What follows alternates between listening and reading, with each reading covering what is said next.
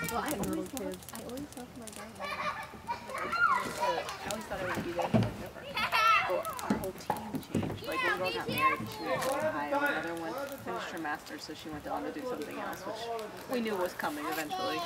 And then another one had a baby and decided to stay home. And hired to go.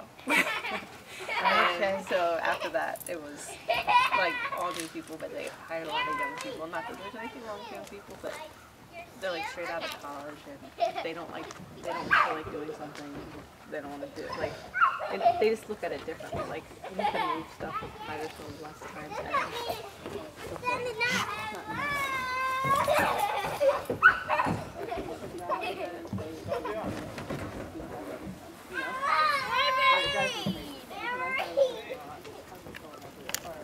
Yeah.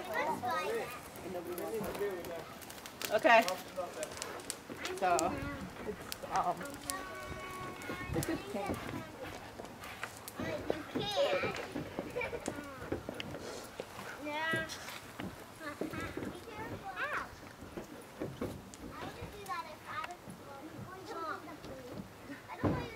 Stay away from my drink. What